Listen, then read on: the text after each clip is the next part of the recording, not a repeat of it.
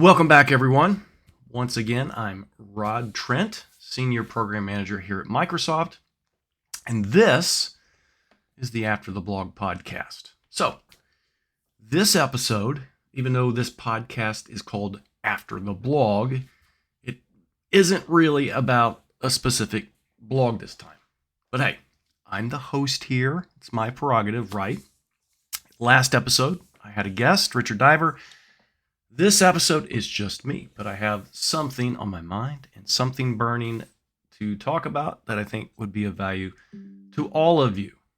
All right? But this episode is about a question I've gotten a few times in the last couple days. It's actually come up enough that I thought I should be willing to talk about it. But let's back up for a second. I recently sat for and passed the AI-102 exam. All right, I'm a security person. I focus on cybersecurity, but I sat for and passed the designing and implementing a Microsoft Azure AI solution exam. All right. Okay, so by taking this one exam, you get the Azure AI Engineer Associate certification. All right, so that's pretty cool. It's always neat to have an extra little badge on your LinkedIn profile. So first question, not the question I'm trying to get to, but first question, is AI-102 tough? Right? It's probably first question on your mind. Hey, Rod took it. Maybe I can take this thing. So that's really kind of super hard to say. As I passed AI-102 by a greater margin than I passed any of the other 12 certifications that I have my credit. All right? I thought that was kind of interesting. And that includes all of the SC series exams, which, I blasted through. You need a score of 700 to pass, okay? And I got an 803. That's crazy to me. Usually I'm just kind of barely eking by for whatever reason. But I blew this one out of the water. So without really studying or even any of that last second cramming that I generally do, I passed this thing, right? With flying colors. But understand, I've been working with Azure OpenAI and the Azure Cognitive Services every day for about the last year. I had to sit for a little bit. I know I've been working on all this stuff, trying to figure out how to secure AI for many months, but I sat and I thought about it, and oh my goodness, it's been almost a year. Time really flies by. So you can actually see evidence of my work in my Azure OpenAI repo on GitHub. I'll put the link in the show notes. And this includes all my efforts to monitor, tame, secure this AI beast. There's KQL queries, there's Microsoft Sentinel detections, and other things. So if you're listening to this and hearing that for the first time, grab that link. You'll be able to find all that goodness that I've been working on and still continue to work on.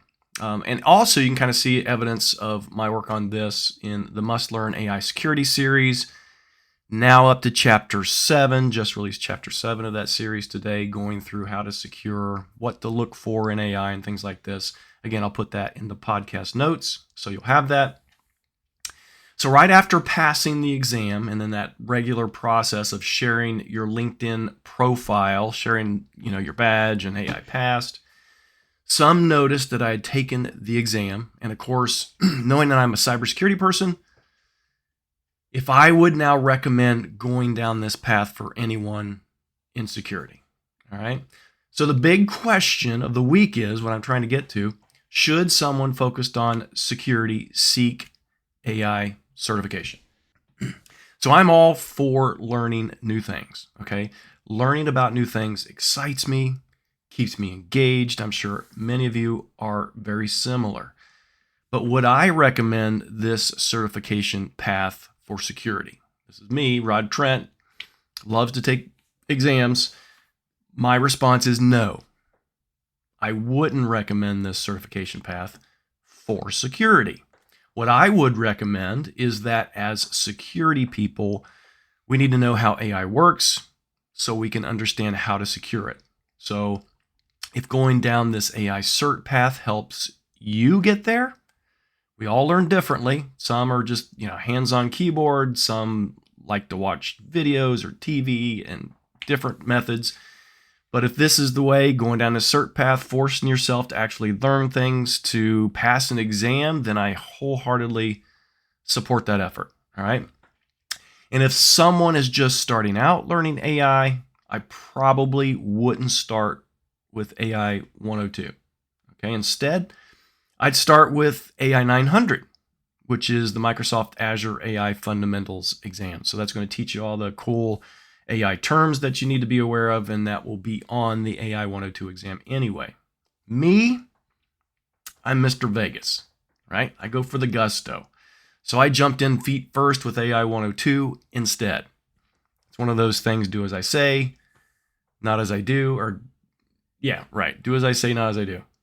But again, I've worked with the services for the past year or so. So a lot of those concepts and things within AI 102 were very familiar to me.